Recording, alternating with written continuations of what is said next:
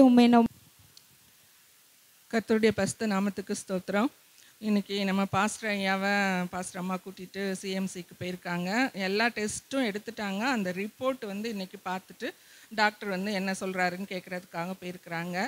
நிச்சயமாக நம்ம எல்லோரும் ஜெபம் பண்ணிக்கிட்டே இருக்கோம். ஆண்டவர் நல்ல ரிப்போர்ட்டை கொடுத்து இன்னுமா நீங்கள் செக்கப்புக்கே வர வேணான்னு சொல்லணும்னு அந்த ஒரு வார்த்தையை வந்து எதிர்பார்த்து நம்ம காத்திருக்கிறோம், ஜெபிக்கிறோம். இப்போ கொஞ்சம் நேரம் ஜெபிக்கலாம். அதுக்கு முன்னாடி நம்ம இன்பா அம்மா சொன்னாங்க இல்லையா, நம்ம சபையில் ஒரு ப்ரேயர் டீம் இருக்குது. எத்தனை பேருக்கு தெரியுமோ தெரியாதோ தெரியல. நாங்கள் ஒவ்வொரு நாளும் 1 மணிலேருந்து 2 மணி வரைக்கும் சபையின் தேவைகளுக்காக, விசுவாச குடும்பத்தின் தேவைகளுக்காக, பலவீனமாய் சுகவீனமாய் இருக்கிறவங்களுக்காக, திருமணத்துக்கு காத்திருக்கவங்களுக்காக, இன்னும் என்னென்ன பிரச்சனையில் இருக்காங்களோ, தொழில் செய்கிறவங்களுக்கு, வேலை இல்லாமல் இருக்கிறவங்களுக்கு, இப்படியான காரியத்துக்காக நாங்கள் 4 பேர் ஜெபம் பண்ணுறோம். வசந்தி சிஸ்டர், சோபனா சிஸ்டர், செல்வி சிஸ்டர், நான்.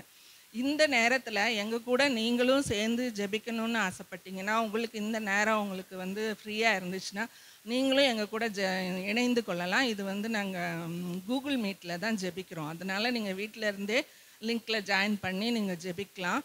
அப்படி எல்லாருமா சேர்ந்து ஜெபிக்கும்போது இன்னும் எவ்வளவோ ஆண்டவருக்கு முன்னாடி நம்ம காரியங்களை பெற்றுக்கொள்ளலான்னு நான் விசுவாசிக்கிறேன். அப்படித்தான் ஒரு நாள் இன்பா அம்மாவை பார்த்தோம் நாங்கள் சர்ச்சில். இந்த மாதிரி எனக்கு வர முடியலம்மா, கஷ்டமாக இருக்குது அப்படின்னு சொன்னாங்க. அப்போ நாங்கள் ஜெபிக்கிறோம் அம்மா உங்களுக்காகன்னு சொல்லிவிட்டு அன்னையிலேருந்து நாங்கள் அந்த எழுதி வச்சுருக்கோம். அந்த குறிப்புகள் வந்து ஒவ்வொரு குறிப்புலையும் அவங்கவுங்க பேரே எழுதி நாங்கள் வச்சு அவங்க பேரை சொல்லி நாங்கள் ஜெபிப்போம். அப்படி செய்யும்போது வந்து ஆண்டவருடைய கிரியைகளை நாங்கள் பார்க்குறோம். அம்மா வந்து ஒரு சாட்சி அல்லேலூயா. அதுபோல் இன்னும் எத்தனையோ பேருக்கு வந்து அந்த காரியங்கள் நடந்திருக்குது. இன்னும் நடக்காமல் இருக்கிறவங்களுக்கும் இருக்குது. அதை நாங்கள் விட்டுறது இல்லை. தொடர்ந்து வந்து ஜெபம் பண்ணிக்கிட்டே இருக்கிறோம். இது வந்து ஒரு ஏரியாவாக இந்த மாதிரி ஜெபக்குழுக்கள் உண்டாகணும்னு நாங்கள் வந்து விரும்புகிறோம். எப்படி ஒரு ஏரியாவிலையும் ஒரு ப்ரேயர்ஸ் இது கேர்சல் ஆரம்பித்து நடக்குது இல்லையா. அப்போ பாரதி நகர், அப்புறம் வந்து நேரு நகர், அதுக்கப்புறம் வந்து செக்ரியில் ஆன்லைன், அப்புறம் இன்னொன்று வந்து வாசுகி சிஸ்டர் வீட்டில் அந்த பொன்னகர். இது போல் இன்னும் ஏரியாக்களுக்காகலாம் நாங்கள் ஜெபம் பண்ணிக்கிட்டு இருக்கோம். அங்கெல்லாம் கேர்சல் ஆரம்பிக்கப்படணும்னு. அதுபோல் அந்த ஒரு ஏரியாவிலையும் வந்து ஒரு குழு இப்படி வந்து 1 மணி நேரம் அவங்க தனியாக வச்சு அதுக்கு அந்த ஏரியாவில் உள்ளவங்களுக்காக ஜெபம் பண்ணி அங்கே உள்ள ஆத்துமாக்கள் அப்படியும் பேர்களை வந்து எழுதி வைக்கிறோம். இப்போது வாசுகி சிஸ்டர் வீட்டில் அந்த கேர்சல் நடக்குதுன்னா அவங்க வீட்டுக்கு வந்து யார் புதுசாக ஆத்துமாக்கள் வர்றாங்க அவங்க பேரை சொல்லி, இப்போ சகோதரி மகேஸ்வரி வந்திருக்காங்க, கர்த்தருக்கு ஸ்தோத்திரம். அவங்க வீட்டில் கேர்சலுக்கு வந்தவங்க அவங்க பேரை சொல்லி நாங்கள் ஜெபிப்போம். அவங்களுக்கு தெரியுமோ தெரியாதோ தெரியாது, நாங்கள் வந்து ஜெபிப்போம். மகேஸ்வரி சிஸ்டருக்காக, அவங்க குடும்பத்துக்காக, அவங்க ஆலயத்துக்கு வரணும், அவங்க இப்போ கேர்சலுக்கு ரெகுலராக வரணும், ஆண்டவரை ஏற்றுக்கொள்ளணும், ஆண்டவருக்குள்ளே வரணும் அப்படின்னு சொல்லி அவங்க பேர்களையும் நாங்கள் சொல்லி ஜெபிக்கிறோம். இப்போ எல்லா ஏரியாலையும் அப்படி பேர்கள் சொல்லி இந்த 1 மணி நேரத்துக்குள்ளே ஜெபிக்கிறதுக்கு வந்து நேரம் பத்தாது இல்லையா. அதனால தான் அந்தந்த ஏரியாவில் அந்தந்த ஆத்துமாக்களுக்கு ஜெபித்திங்கன்னா அநேகர் வர்றதுக்கு அது வந்து வாய்ப்பாக இருக்கும். அதனால் நீங்கள் யாராவது அந்த மாதிரி ஜெபிக்கிறதுக்கு விருப்பமும் நேரமும் உள்ளவங்க இருந்தீங்கன்னா தயவுசெய்து என்கிட்ட சொல்லுங்கள். நாங்கள் வந்து எப்படி அதை ஜெபிக்கலாம், எப்படி என்ன டைமு, அதை பற்றியெல்லாம் நம்ம பேசலாம். இப்போதைக்கு நாங்கள் ஜெபிக்கிறது வந்து 1 மணிலேருந்து 2 மணி வரைக்கும் ஜெபிக்கிறோம். அதில் யாரெல்லாம் கலந்து கொள்ள முடியுமோ நீங்கள் வந்து கலந்து கொண்டீங்கன்னா நாங்கள் உங்களோட சேர்ந்து ஜெபிப்போம். இந்த ஏரியாக்களில் ஜெபிக்கிறதுக்கும் ஜெப குறிப்புகள் நாங்கள் கொடுப்போம். ஏன்னா இது வரைக்கும் தெரிஞ்சதுலேருந்து அதுக்கப்புறம் நீங்களே அந்த ஏரியாவில் உள்ளவங்கள மீட் பண்ணி பார்த்து அந்த ஜெபங்களுக்கு வருகிற பதில்களுக்கு நீங்கள் துதிப்பீங்க. இன்னும் வந்து ரிக்வெஸ்ட் வந்துகிட்டே தான் இருக்கும். குறிப்புகள் வந்து ஏராளமாக வந்துகிட்டே தான் இருக்குது. உண்மையில் அந்த 1 மணி நேரம் கூட எங்களுக்கு பத்தலை. சில சமயங்களில் நாங்கள் 6 to 7 கூட ஜெபிப்போம். அந்த மாதிரி அப்போ கூட பத்தலை. நிறையா வந்து குறிப்புகள் இருக்குது. அதனால் கொஞ்சம் நம்ம பெண்களாக இருக்கிறவங்க நமக்கு நேரங்கள் இருக்கும்போது, வேலைக்கு போகிறவங்க வேறு, வேலைக்கு போகாமல் இருக்கிறவங்களுக்கு நடுவில் நேரமெல்லாம் இருக்கும். சமையலை முடிச்சிட்டோ அல்ல சமையலுக்கு முன்னாலேயோ எப்படியோ எது உங்களுக்கு வந்து வசதியான நேரமோ அதை வந்து நீங்கள் தெரிந்து கொள்ளுங்கள். தெரிந்து கொண்டுட்டு சொல்லுங்கள். அந்த நேரத்தில் நம்ம ஜெபித்து ஆண்டவர் வந்து நம்முடைய சபைக்கு பெரிய காரியங்களை செய்வாராக. நிறையா ஆண்டவர்கிட்ட கேட்க வேண்டியது இருக்குது. நிறையா ஆண்டவர் செய்யணும். ஒரு காலத்தில் வாலிபர் கூட்டம் எப்படி இருந்துச்சு, அப்புறம் சண்டே கிளாஸ் எப்படி இருந்துச்சு, ஞாயிறு ஆராதனை எப்படி இருந்துச்சு அப்படின்னெல்லாம் எல்லாருக்கும் தெரியும். அந்த நிலைமைக்கு வந்து வரணும். இந்த ஆலயம் பத்தலைன்னு சொல்கிற அளவுக்கு ஆத்துமாக்களால் நிரம்பணும்.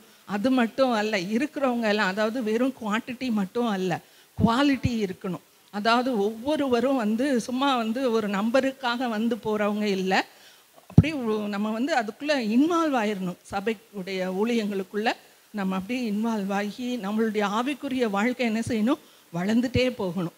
நம்மளே எப்போவுமே வந்து எல்லாத்துட்டையும் போய் எனக்காக ஜெபியுங்கள் எனக்காக ஜெபிங்கிற நிலைமை போய் நம்ம வந்து அடுத்தவங்களுக்காக என்ன செய்யணும், நம்ம ஜெபிக்கணும். அதுபோல் ஏதாவது வார்த்தைகளை வந்து பகிர்ந்து கொள்கிறதுக்கு இந்த மாதிரி டைம் எல்லாம் கிடச்சிச்சின்னா கேர்சல்லாம் யாராவது வந்து நமக்கு மெசேஜ் கொடுக்க மாட்டாங்களா அப்படின்னு நம்ம ஒவ்வொருத்தையும் கேட்டுட்டு இருக்கிறதுக்கு பதிலாக ஆண்டவரே வந்து நம்மளை அந்த அளவுக்கு கொண்டு போகணும்னு சொல்லி அவருடைய சமூகத்தில் இருந்து நம்ம அதுக்கு வந்து வாஞ்சியாக கேட்கும்போது நிச்சயமாக அப்படிப்பட்ட கிருபைகளெல்லாம் தர்றாரு. என்னமோ பிரசங்கம் பண்ணணும் இல்லை இது கேர்செல்லில் ஒரு ஷேர் பண்ணணுன்னா போய் வந்து பைபிள் காலேஜில் தான் படிச்சுட்டு வரணும்னு அவசியம் இல்லை.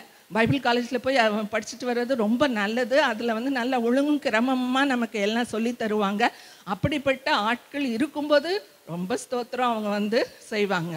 அப்படி இல்லாத நிலைமை இல்லை, அப்படி நமக்கு கிடைக்கல அந்த ஒரு பர்டிகுலர் நாளில் நமக்கு அப்படின்னா நம்மளே அதை எடுத்து அதை செய்கிறதுக்கான காரியங்களை நம்ம ஆண்டவர்கிட்ட கேட்டு அதை வந்து பெற்றுக்கொள்ளணும். அப்படியே நம்ம இருக்கிற இடத்துல இருக்கக்கூடாது, வளர்ந்துக்கிட்டே போகணும். அதைத்தான் வந்து ஆண்டவர் விரும்புகிறாரு.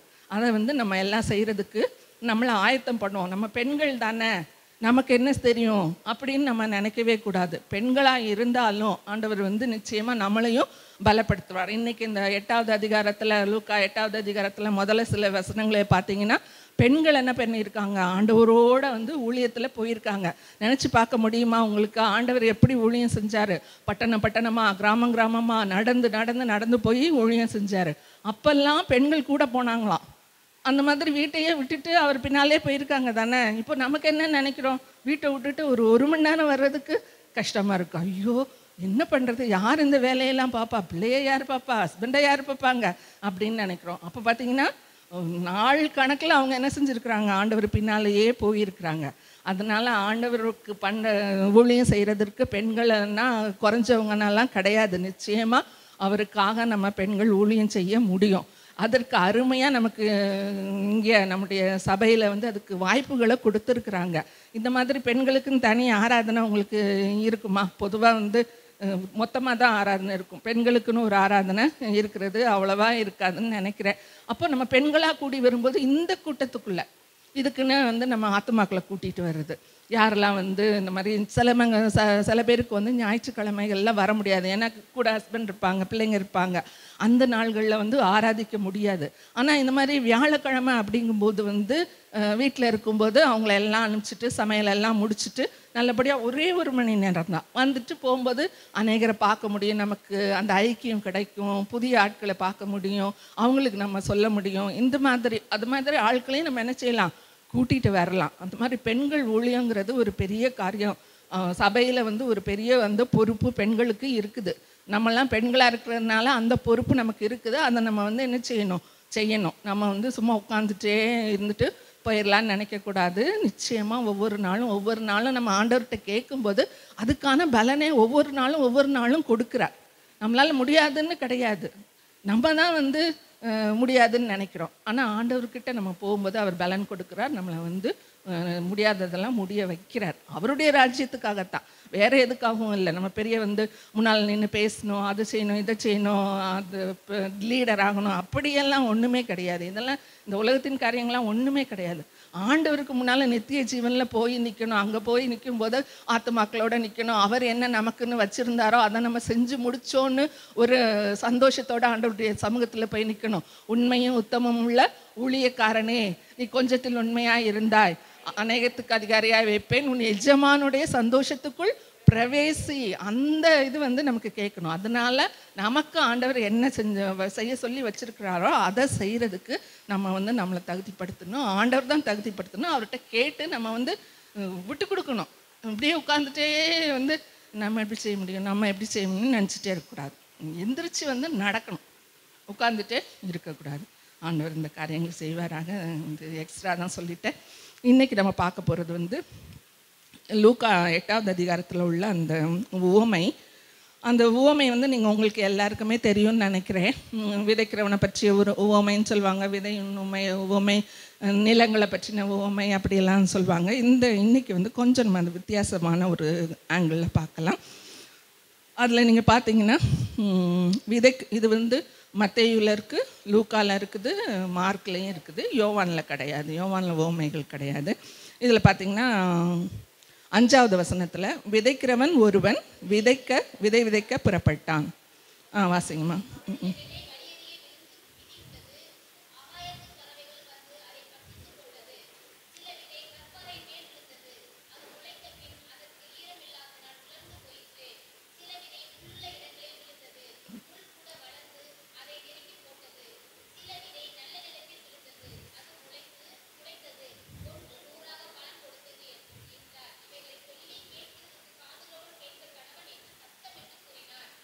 இதில் வந்து அந்த 4 வகையான நிலங்களை பார்க்குறோம் நம்ம. அதில் வந்து பார்த்திங்கன்னா விதை விதைக்கிறாங்க. அது ஒவ்வொரு நிலத்துலையும் ஒரு மாதிரி அது முளைக்குது. ஆனால் மொத்தத்தில் என்னன்னா பலன் கொடுக்குதா, அதுதான் வந்து இப்போ கேள்வி. முதல் நிலம் என்னது, அது இப்போ வழியருகே விழுந்ததில் பலன் கொடுக்கல. அப்புறம் அந்த கற்பாறையில் மேலே விழுந்ததுலேயும் பலன் கொடுக்கல. அதுக்கப்புறம் முள்ளுள்ள இடங்களில் விழுந்ததுலேயும் பலன் கொடுக்கல. நல்ல நிலத்தில் விழுந்தது மட்டும்தான் பலன் கொடுத்துச்சு. ஆனால் ஆண்டவர் இந்த ஓமையை சொல்லும்போது ஒரு இது சொல்கிறாரு பாருங்க. இவைகளை சொல்லி கேட்கிறதற்கு காதுள்ளவன் கேட்க கடவன் என்று சத்தமிட்டு கூறினார். அப்போ அந்த கேட்கிறதற்கு காதுள்ளவன் கேட்க கடவன், இந்த வசனம் வேற எங்கெல்லாம் இருக்குது உங்களுக்கு ஞாபகம் வருதா? ஏதாவது? ஆவியானவர் சபைகளுக்கு சொல்லுகிறதை காதுள்ளவன் கேட்க கடவன். இது வந்து ஒரு சபைக்கும் வந்து ஆண்டவர் சொல்லியிருக்கிறாரு வெளிப்படுத்தல் விசேஷத்தில். அதனால 7 தடவை அந்த வசனம் வந்துட்டே இருக்கும். ஆவியானவர் சபைகளுக்கு சொல்லுகிறதை காதுள்ளவன் கேட்க கடவன். அதே மாதிரி இந்த இடத்துல ஆண்டவர் என்ன சொல்றாரு? காதுள்ளவன் கேட்க கடவன் என்று சத்தமிட்டு கூறினாராம். அப்புறம் இன்னொரு இந்த இதையும் நீங்க வாசிங்க, 8:18. விதத்தை குறித்து போதும், நீங்கள் கேட்கிற விதத்தை குறித்து கவனியுங்கள். அப்போ இந்த 4 வித்தியாசமான நிலங்கள் இருந்தாலும் அதில் என்னென்னா ஒவ்வொருத்தரும் என்ன செய்கிறாங்க, ஒரு விதமாக என்ன செய்கிறாங்க, கேட்குறாங்க. அவங்க கேட்குறத பொறுத்து தான் வந்து பலன் இருக்குது. அவங்க கேட்குறத பொறுத்து தான் பலன் இருக்குது. முதல்ல என்னது, வழியருகே விதைக்கப்பட்டவர்கள். அவங்க என்ன செய்கிறாங்க, கேட்டு உணராதிருக்கும் போதே வந்து பிசாசானவன் எடுத்துகிட்டு போயிடுறான். அதுக்கு முன்னாடி அந்த வசனம் ஆண்டவர் வந்து அந்த இது வந்து ஓமை சொல்கிறாரு. அப்புறம் சீஷர்கள் வந்து அதுக்குடைய கருத்தை கேட்கும்போது அவர் வந்து அந்த கருத்தை சொல்கிறாரு. கருத்தை சொல்லும்போது இந்த 11வது வசனம், அந்த ஓமையின் கருத்தாவது விதை தேவனுடைய வசனம். விதை வந்து தேவனுடைய வசனம். அப்போ அந்த விதை வந்து எவ்வளவு வந்து பவர்ஃபுல். ஒரு சின்ன விதை, அந்த விதையை எப்படி முளைக்குது? நிலத்தில் வந்து நீங்கள் பார்த்தீங்கன்னா சில சமயம் சுவத்தில் கூட எதுக்குள்ளேயோ இருந்துக்கிட்டு என்ன செய்யும், முளைச்சிரும். அது லைட்டாக தண்ணி இருந்துச்சுன்னா என்ன பண்ணிடும், முளைச்சிரும். அப்போ அந்த விதைக்கு உள்ளே இருக்கிற அந்த பவர், அது ஒரு ஆற்றல் அப்படியே கிழிச்சிட்டு வரும், நம்ம நிலத்தையே கிழிச்சிட்டு வரும் வந்து, அப்புறம் அது பலன் கொடுக்கும். அந்த ஒரு விதையில் எத்தனை வந்து தானியங்கள் வரும். நம்ம கோதுமையோ இல்லை நெல்லையோ எடுத்துக்குவோமே, அந்த நெல் வந்து ஒரு நெல்லிருந்து வருகிற அந்த ஒரு செடியில் எவ்வளவோ வந்து நெல் வரும் இல்லையா? அத்தனை மடங்கு தான் அதோடைய பலன். அப்படி இல்லாமல் விதையே அது என்ன சொல்கிறது, கதிரே விடாமல் அப்படியே இருந்து தீஞ்சு போச்சுன்னா அதில் வந்து பலன் கிடையாது இல்லையா? அதைத்தான் வந்து ஆண்டவர் 100 மடங்கு 60 மடங்கு 30 மடங்குன்னு சொல்கிறார். அந்த ஒரு விதையிலேருந்து 30 தானியம் 60 தானியம் 100 தானியம் அந்த மாதிரி வர்றது தான் அப்படியான பலன். அதுக்கு என்ன காரணம்? அந்த விதை காரணம். அந்த விதைங்கிறது வந்து என்ன, தேவனுடைய வசனம். தேவனுடைய வசனம் வந்து மிகுந்த ஆற்றல் உடையதுன்னு நம்ம நிறைய இடத்துல வந்து பைபிளில் பார்க்குறோம். நம்ம இப்போ அதை பார்க்க வேண்டாம். ஆண்டவர் சொல்லியிருக்காரு இல்லையா, ஆண்டவருடைய வசனம் என்னது, சம்மட்டி அப்படின்னு சொல்லியிருக்கு, கண்மலையை நொறுக்கும் சம்மட்டி அப்படின்னு சொல்லியிருக்கிறாரு. அதுக்கப்புறம் அது வெறுமையாய் திரும்பாது, அவர் வந்து சொல்லுகிறது படி வாய்க்கும்படி செய்யும். அந்த மாதிரி அவருடைய வசனத்தில் வந்து எந்த ஒரு குறையும் இல்லை, அவ்வளவு ஆற்றல் மிக்கது. அந்த வசனத்தின் ஒரு உறுப்பு கூட என்ன செய்யாதான், அழிந்து போகாது. அதனால் அந்த வேத வசனங்கிற அந்த விதை வந்து ரொம்பவும் ஆற்றல் மிக்கது. அதனால் விதையை வந்து நம்ம குறை சொல்லவே முடியாது. நம்ம என்ன கேட்குறோம், அந்த வசனத்தை தான் கேட்குறோம். எப்படி கேட்குறோம்?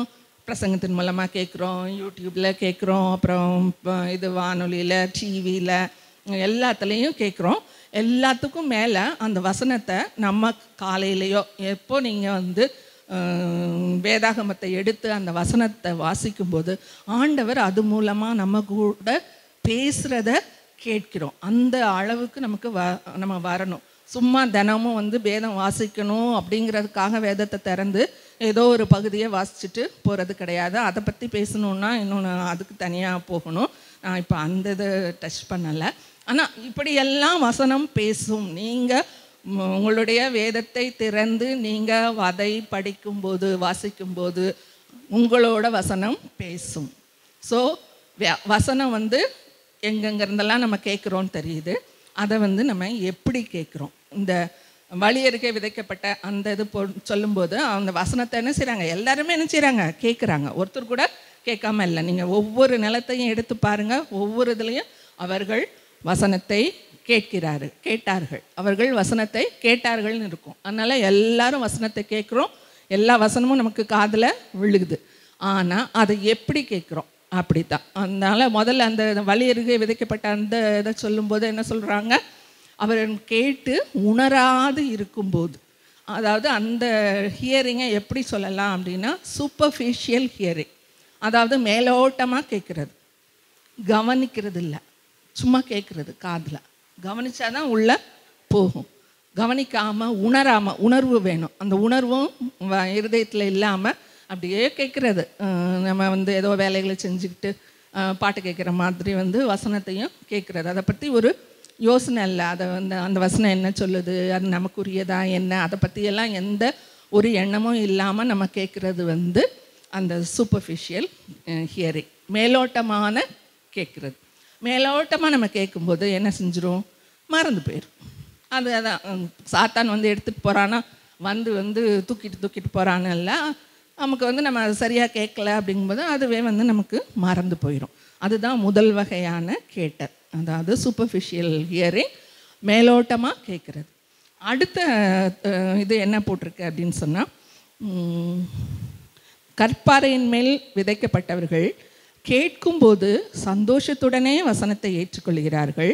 ஆயினும் தங்களுக்குள்ளே வேர்கொள்ளாதபடியினாலே கொஞ்ச காலம் மாத்திரம் விசுவாசித்து சோதனை காலத்தில் பின்வாங்கி போகிறார்கள். இது வந்து 13வது வசனம், லூக்கா 8:13. அதில் என்ன பட்டிருக்காங்க? கேட்கும்போது என்ன பண்ணுறாங்களா? சந்தோஷமாக கேட்டுக்கிறாங்க, அதெல்லாம் ஒத்துக்கிறாங்க. ஆமாம், அந்த மாதிரி அவங்கள மாதிரி கேட்குறதில்ல, ஏனோ தானோன்னு கேட்குறதில்ல, சந்தோஷமாக கேட்குறாங்க. அது மட்டும் இல்லை, அதை வந்து ஒத்துக்கவும் செய்கிறாங்க. ஆனால் என்ன பண்ணுறாங்க? கொஞ்ச காலம்தான் வந்து இருக்கிறாங்க.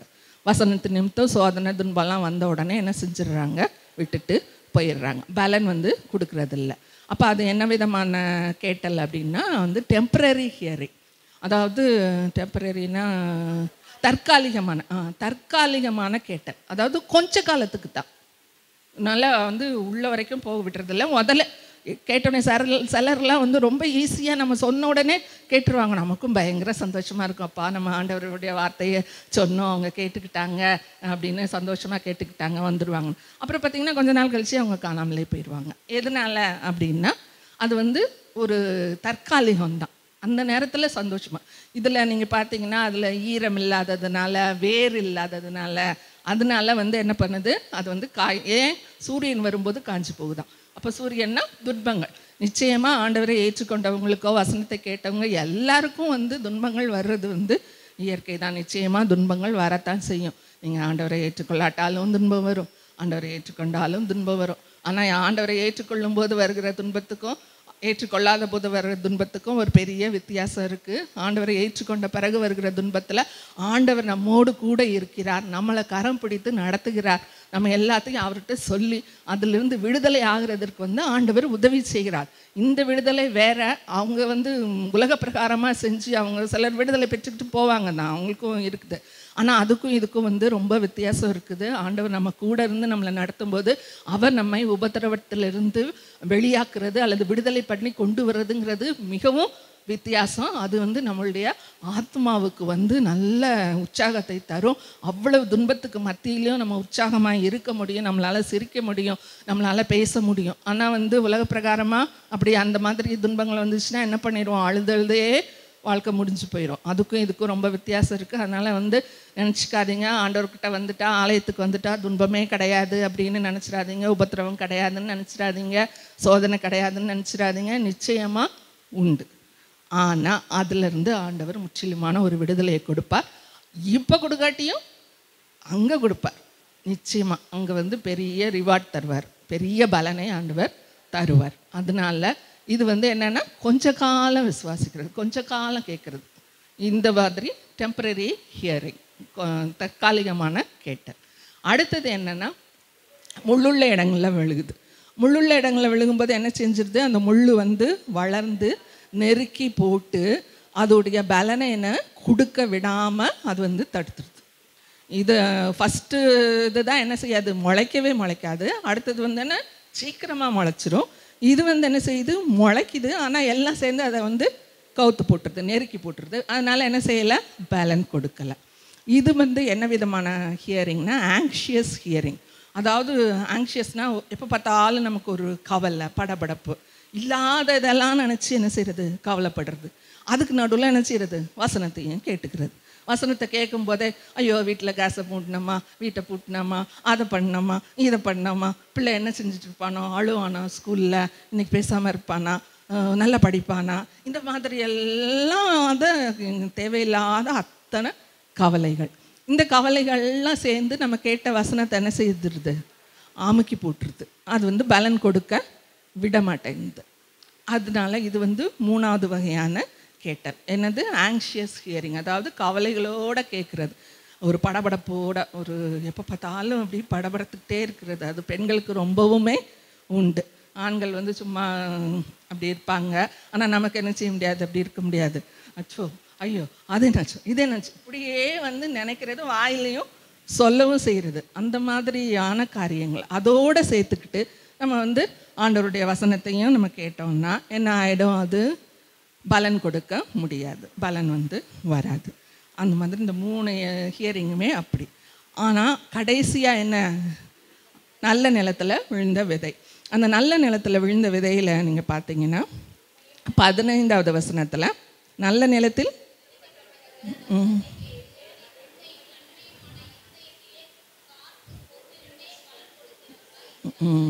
அவங்க என்ன செய்ய மாட்டாங்க, வெறும்னே கேட்டுட்டு போயிட மாட்டாங்க. என்ன பண்ணுறாங்க, அதை உண்மையும் நன்மையுமான இருதயத்திலே, அதாவது இருதயம் வரைக்கும் அது என்ன செய்யுது, போகுது. அந்த இருதயமும் எப்படி இருக்குது, உண்மையும் நன்மையுமாக இருக்குது. அது மட்டும் இல்லை, அதை காத்து பொறுமையுடனே பலன் கொடுக்கிறார்கள். எப்போவுமே வந்து பலன் கொடுக்கறதுக்கு வந்து நாள் ஆகும், டைம் எடுக்கும். சட்டுன்னு உடனே வந்து போட்ட அடுத்த நாளே காய் வந்துடாது, அவ்வளோ நாள் ஆகும். அதுக்கு என்னென்னா உள்ளே போகணும், போய் கிரியை செய்யணும், காத்திருக்கணும், பொறுமை வேணும், உள்ளே போய் அது வந்து கிரியை செய்யணும். அப்போ நமக்கு கேட்குற வசனங்கள், வாசிக்கிற வசனங்கள், இதெல்லாம் என்ன செய்யணும்னா நமக்குள்ளே போகிறதுக்குன்னா அதை என்ன செய்யணும், ரிஃப்ளெக்ட் பண்ணி பார்க்கணும். அதாவது நம்ம வெறும்னா ஒரு தடவை வாசித்தா நமக்கு அந்த உள்ள வரைக்கும் போகாது, திருப்பி திருப்பி என்ன செய்யணும், வாசிக்கணும். வாசித்து இந்த அதனுடைய அர்த்தம் என்ன, இது எந்த சூழ்நிலையில் சொல்லப்பட்டது, இதுக்கு என்ன அர்த்தம், அப்படியெல்லாம் வந்து நம்ம என்ன செய்யணும், திங்க் பண்ணணும். அதான் ரிஃப்ளெக்ஷன் சொல்கிறது. ஓ, இதுக்கு என்ன மீனிங்காக இருக்கும். ஏன்னா சில சமயங்களில் நம்ம வந்து வேக வேகமாக வாசித்துட்டா வேறு ஒரு மீனிங் எடுத்துகிட்டு நம்ம பாட்டுக்கு போயிடுவோம். சில சமயம் என்ன பண்ணுறோம், வெளியே போகும்போது டபக்குன்னு திறந்து ஒரு வசனம் எடுத்து வாசித்தோன்னா, ஒரு வசனத்தை எடுத்து வாசித்தோன்னா அந்த கான்டெக்ஸ்டே வந்து மாறி போயிடும். எதுக்காக அந்த வசனம் சொல்லப்பட்டதுன்னு முன்னால் பின்னால் எல்லாம் வாசித்தா தான் வந்து புரியும். நடுவில் வந்து ஒரு வசனத்தை எடுத்தால் எப்போவுமே வந்து அது தவறான அர்த்தத்துக்குள்ளே வழி நடத்தும். அதனால் அந்த மாதிரி நம்ம என்ன செய்யக்கூடாது, வாசிக்கக்கூடாது. நேரம் எடுத்து அதுக்கப்புறம் நம்ம வந்து வேதத்தை வாசிச்சுட்டு போய் வேலை செய்ய போயிடலாம். அப்போ வேலை செஞ்சுட்டு இருக்கும்போதும் அதை இன்னைக்கு காலையில் நம்ம என்ன வாசித்தோம், ஆண்டவர் நமக்கு என்ன சொன்னார், திருப்பி திருப்பி திருப்பி அந்த மாடு வந்து ஆசை போடும் பார்த்தீங்களா, கடன்னு மேய்ஞ்சிட்டு வந்துடும். அப்புறம் என்ன செய்யும், ஒரு இடத்துல படுத்திருந்து கொண்டு வந்து திருப்பி நல்லா ஆசை போட்டு அதுக்கப்புறம் தான் உள்ளே போகும். அப்போ தான் என்ன செய்யும், அது நல்லா ஜீரணிக்கும். அது மாதிரி நமக்கும் ஆண்டவருடைய வசனம் என்ன செய்யணும், அப்படி ஜீரணிக்கணும். நம்ம அப்படியே உள்ளே கொண்டு வந்து திருப்பி எடுத்து திருப்பி யோசித்து திருப்பி நினச்சி திருப்பி ஜெபம் பண்ணி அதை வச்சு ஒரு 2 லைன் ஜெபம், ஆண்டவரே உங்கள் வசனத்தில் நீங்கள் இப்படி சொல்லியிருக்கீங்க, அதை செய்கிறதுக்கு எனக்கு உதவி செய்யுங்க. அப்படியாக என்ன செய்யணும், அந்த வசனத்தை வச்சே நம்ம என்ன செய்யணும், ஜெபிக்கணும். இப்படி நம்ம திருப்பி திருப்பி அதை யோசிச்சுட்டே இருக்கும்போது அது வந்து என்ன செய்யணும், நம்மக்கிட்ட பலன் கொடுக்கும். 100 மடங்காக பலன் கொடுக்கலாம், 60 மடங்காக பலன் கொடுக்கலாம், 30 மடங்காக பலன் கொடுக்கலாம். எப்போவுமே 100 தான் அப்படின்னும் கிடையாது, 30ம் இருக்கும், அதை பற்றி இல்லை. ஆனால் என்ன செய்யணும், பலன் கொடுக்கணும். பலன் கொடுக்காமல் இருந்தோன்னா அப்புறம் வந்து ஆண்டவருக்கு முன்னால் போய் நிற்கும்போது நமக்கு வந்து நமக்கு கொடுக்குற பலன் வந்து குறைஞ்சிடும். அதனால் இதை மாதிரி நிலத்தை பற்றி கேள்விப்பட்டிருப்பீங்க. இது வந்து கேட்குற விதம். ஏன்னா ஆண்டவர் வந்து நீங்கள் கேட்குற விதத்தை கவனியுங்கள் அப்படின்னு சொல்லியிருக்காருல. ஆமாம், நீங்கள் கேட்கிற விதத்தை குறித்து கவனியுங்கள். நம்ம எப்படி கேட்கிறோம் ஆண்டவருடைய வசனத்தை, எந்த மாதிரி கேட்குறோம், நல்லா மேலோட்டமாக கேட்குறோமா, ஏனோ தானோன்னு கேட்டுட்டு போகிறோமா, இல்லாட்டி ஏதோ கொஞ்ச காலத்துக்காக கேட்டுட்டு ஏதோ சில சமயங்களில் நன்மைகளுக்காக ஓடி வர்றவங்க, சிலருக்கு வந்து ஆலயத்துக்கு வந்து வசனத்தை கேட்டு ஜெபம் பண்ண உடனே நன்மை கிடச்சிரும், உடனே என்ன பண்ணிடுவாங்க, ஓடி போயிடுவாங்க. அதுக்கப்புறம் ஏன்னா அவங்களுக்கு தான் கிடச்சிருச்சே. அந்த மாதிரி கிடையாது. இது வந்து டெம்பரரி ஹியரிங், தற்காலிகமான ஒரு கேட்டல், தற்காலிகமாக கொஞ்ச காலம்தான் வந்து இருக்கிறது. அதுக்கப்புறம் வந்து அந்த செடி வந்து இல்லாமல் போயிடும். அதுக்கப்புறம் முள்ளில் விழுந்த மாதிரி என்னென்னா ஆங்ஷியஸ் ஹியரிங். நம்ம வந்து கவலைக்குள்ளேயும் இந்த உலகத்து காரியத்துக்குள்ளேயுமே இருந்துக்கிட்டு வசனத்தை கேட்கும்போது அது வந்து பலன் கொடுக்க முடியாது. ஆனால் நல்ல நிலத்துலனா இருதயத்துக்குள்ளே அதை கேட்டு அதை அசை போட்டு ஜீரணித்து ஆண்டவருக்குள்ளே அந்த வசனத்தை கேட்கும்போது வந்து 100 மடங்காக 60 மடங்காக 30 மடங்காக வந்து பதில் சொல்லலாம். அந்த கடைசி வசனம் மட்டும் வச்சுருங்க, 8:21.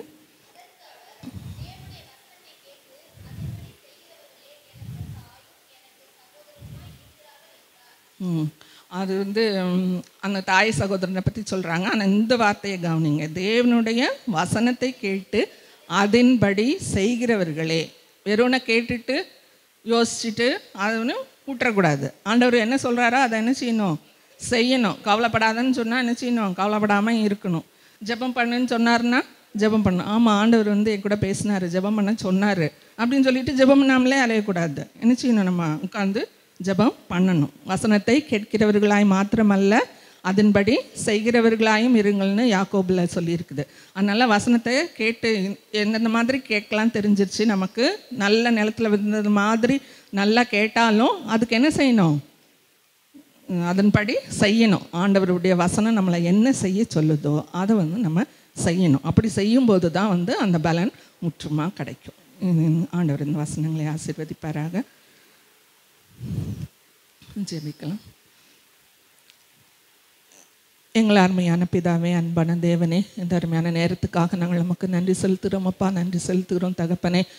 ஆண்டவரே அப்பா, எங்கெங்கேயோ இருந்த எங்களை எல்லாம் ஆண்டவரே அப்பா நீங்கள் ரட்சித்து ஆண்டவரே இந்த இடத்திலே ராஜா அப்பா பெண்களாக கூடி வர ஆண்டவரே இன்றைய தினத்திலே ஆண்டவரே எங்களை கூட்டி சேர்த்த தயவுக்காக நாங்கள் நமக்கு நன்றி செலுத்துகிறோம் அப்பா. உம்மை பாடல் பாடி ஆண்டவரே அப்பா உம்மை துதித்து ஆராதிக்க நீங்கள் உதவி செய்தீங்க தகப்பனே. ஆண்டவரே அப்பா கர்த்தாவே, எங்களுடைய நிலைமை என்னவா இருந்தாலும் அதை நீங்கள் அறிந்திருக்கிறீங்க அப்பா. எங்களுடைய ஆண்டவரே அப்பா கசப்புகளை எல்லாம் ஆண்டவரே மதுரமாக மாற்றப் போகிறீங்கள் என்று ஆண்டவரே அப்பா நாங்கள் ஆண்டவரே பாடினோம், துதித்தோம் தகப்பனே. உமக்கு நன்றி அப்பா. நீங்கள் தான் எங்கள் வாழ்க்கையில் ஏதாவது செய்யணும் தகப்பனே. எங்களுக்குள்ள ஆண்டவரே ஒன்றும் இல்லை தகப்பனே. நீங்கள் தான் ஏதாவது செய்து ஆண்டவரே அப்பா எங்களுக்கு வழி நடத்தணும், அற்புதத்தை செய்கிறதுக்கு நாங்கள் எதிர்பார்க்கிறோம் தகப்பனே. எங்களுடைய ஒவ்வொருவருடைய வாழ்க்கையிலும் அற்புதத்தை செய்யுங்கப்பா. அப்படியாக ஆண்டவரே அப்பா உம்முடைய வேத வசனத்தை குறித்து பார்த்தோம் அப்பா. ஆண்டவரே அது எவ்வளவு வல்லமை உள்ளது தகப்பனே. எங்களுடைய வாழ்க்கையை மாற்றக்கூடிய ஒன்று தகப்பனே. எங்கள் வாழ்க்கை மட்டும் அல்ல தகப்பனே, எல்லாருடைய வாழ்க்கையையும் மாற்றுவதற்கு ஆண்டவரே அப்பா அதில் அவ்வளவு வல்லமை இருக்கிறது தகப்பனே.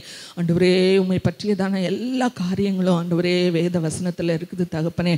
அந்த வேத வசனத்தை ஆண்டவரே நாங்கள் ஏனோ தானோன்னு கேட்காம ஆண்டவரே அப்பா ஏதோ கொஞ்ச காலம் கேட்டுட்டு ஓடிடாம ஆண்டவரே அப்பா ராஜா எல்லா கவலைகளோடும் பாரங்களோடும் உலகத்தை பற்றினதான ஆண்டவரே அப்பா கர்த்தாவே நினைவுகளோடும் கேட்டு ஆண்டவரே அப்பா அது எங்கள் அந்த வசனத்தை அமுக்கி போடாதபடி ஆண்டவரே அப்பா கர்த்தாவே உண்மையும் நன்மையுமான ஆண்டவரே இருதயத்திலே ஆண்டவரே நாங்கள் அதை வைத்து ஆண்டவரே காத்து பொறுமையோடு ஆண்டவரே பலன் கொடுக்க கிருபை தாங்க தகப்பனே. ஆண்டவரே பலன் கொடுக்கணும் தகப்பனே. உம்முடைய வசனம் எங்கள் வாழ்க்கையில் ஆண்டவரே வெறும்னா வந்துட்டு போயிடக்கூடாது தகப்பனே. ஆண்டவரே அப்பா அந்த வசனத்தின்படி செய்து ஆண்டவரே நீர் எங்களுக்கு கொடுக்குற பலனை நாங்கள் பெற்றுக்கொள்ளணும் தகப்பனே. அதற்காக ஆண்டவரே அப்பா கர்த்தாவே எங்கள் ஒவ்வொருவரையும் தகுதிப்படுத்த வேண்டும் என்று கெஞ்சுக்கிறோம் தகப்பனே. இப்பொழுதும் கூட கர்த்தாவே நாங்கள் விசேஷமாக எங்கள் போதகருக்காக ஜெபிக்கிறோம் தகப்பனே. ஆண்டவரே சிஎம்சியில் ஆண்டவரே அப்பா டாக்டருக்காக காத்து கொண்டு இருக்கிறதான ஆண்டவரே அப்பா உம்முடைய மகனை தொடுங்க தகப்பனே. ஆண்டவரே அந்த ரிப்போர்ட்டுகளில் எல்லாம் உம்முடைய வல்லமை ஆண்டவரே இருக்கணும். ஆண்டவரே எந்த ஒரு ஆண்டவரே அப்பா பிரச்சனையும் இல்லை, எல்லாம் நார்மலாக இருக்குது என்று சொல்லி இனிமேல் நீங்கள் ஆண்டு செக்கப்புக்கே வர வேண்டாம், நல்லா இருக்குது, நீங்கள் தொடர்ந்து ஆண்டவருடைய ஊழியத்தை செய்யுங்கள் என்று சொல்லி ஆண்டவரே அப்பா அந்த டாக்டர் ஆண்டவரே அனுப்பும்படியாக நீங்கள் கிருபை செய்யுங்க தகப்பனே. ஆண்டவரே திரும்பி வரும்போது ஆண்டவரே அப்பா பத்திரமா பாதுகாத்து கொள்ளுங்க. எங்கள் நடுவில் வந்து ஆண்டவரே அப்பா கர்த்தாவே வாழ வயது போல அவங்களுக்கு வயதாகி ஆண்டவரே அப்பா கர்த்தாவே எங்கள் மத்தியிலே அப்பா கர்த்தாவே நல்ல பலத்தோடு ஆண்டவரே அப்பா ஊழியத்தை தொடர நீங்கள் உதவி செய்யுங்க ராஜா. அப்பா வந்திருக்கிற எங்கள் ஒவ்வொருவரையும் கூட நம்முடைய சமூகத்திலே கொடுக்குறோம். அப்பா நாங்கள் எந்த நிலைமையில் இருக்கிறோம் என்று எல்லாம் உமக்கு தெரியும் தகப்பனே. ஆண்டவரே அப்பா நாங்கள் பெண்களாக ஆண்டவரே உமக்கென்று ஆண்டவரே ஒன்றும் செய்யாமல் இருக்காமல் ஆண்டவரே அப்பா உமக்காக ஊழியம் செய்ய ஆண்டவரே நீங்கள் எங்களை என்ன செய்யணும்னு விரும்புகிறீங்களோ வச்சிருக்கீங்களோ அதை ஆண்டவரே அப்பா செய்து முடிக்க ஆண்டவரே அப்பா எங்களுக்கு உதவி செய்யுங்க தகப்பனே. பலவீன பாண்டம் என்று சோர்ந்து போய் இராமல் ஆண்டவரே அப்பா கர்த்தாவே எழும்பி ஆண்டவரே உமக்காக பிரகாசிக்க எங்கள் ஒவ்வொருவருக்கும் உதவி செய்யுங்கப்பா. நீங்கள் ஒவ்வொருவருக்கும் ஆண்டவரே அப்பா தாளந்துகளை ஆண்டவரே கிருபைகளை வரங்களை கொடுத்திருக்கீங்க தகப்பனே. ஆவியானவர் ஆண்டவரே அப்பா கர்த்தாவே வரங்களை அவருடைய சித்தத்தின் படியே எல்லாருக்கும் பகிர்ந்தளித்திருக்கிறார் என்று ஆண்டவரே நாங்கள் வேதத்தில் வாசிக்கிறோம். அதுபோல் ஆண்டவரே அப்பா நாங்கள் எல்லாரும் ஆண்டவரே சரீரத்தின் உறுப்புகளாக இருக்கிறோம். நீ கிறிஸ்துவானவர் தலையாக இருக்கிறீர் ஆண்டவரே. ஒரு உறுப்பு கூட சும்மா இருக்காது தகப்பனே. எல்லா உறுப்பும் வேலை செஞ்சுட்டு தான் இருக்கும். ஆனால் ஒரு உறுப்பு மாதிரி அடுத்த உறுப்பு இருக்காது தகப்பனே. அதுபோல் அவர்களுக்கு ஆண்டவரே நீர் அளித்த கிருபையின் படி ஆண்டவரே ராஜா கர்த்தாவே அவர் தங்களுடைய ஆண்டவரே வேலையை உம்முடைய ஆண்டவரே அப்பா ராஜ்யத்தின் தோட்டத்திலே செய்து ஆண்டவரே உண்மை உத்தமம் உள்ள ஊழியக்காரர்களாக ஆண்டவரே அப்பா கர்த்தாவே உம்முடைய சமூகத்திலே வந்து உம்முடைய சந்தோஷத்துக்குள்ளே பிரவேசிக்க எங்கள் எல்லாருக்கும் கிருபைகளை தாங்க தகப்பனே. எங்களை முழுவதும் தாழ்த்தி உம்முடைய கரத்திலே ஒப்பு கொடுத்து ஜெபிக்கிறோம் ஆண்டவரே. பொறுப்பெடுத்து கொள்ளுங்க. துதி கன மகிமையெல்லாம் உமக்கே செலுத்துகிறோம். இயேசுவின் மூலமே கெஞ்சுகிறோம் நல்ல பிதாவே. ஆமேன் ஆமேன். என் ஆத்துமாவே கர்த்தரை ஸ்தோத்திரி, என் முழு உள்ளமே அவருடைய பரிசுத்த நாமத்தை ஸ்தோத்திரி. என் ஆத்துமாவே கர்த்தரை ஸ்தோத்திரி, கர்த்தர் செய்த சகல உபகாரங்களையும் பரவாதே. ஆமேன் ஆமேன். வந்திருக்கிறவங்கள் யாவருக்கும் கர்த்தராகிய இயேசு கிறிஸ்துவின் நாமத்தில் வாழ்த்துக்கள். கர்த்தர் உங்களை ஆசீர்வதிப்பாராக.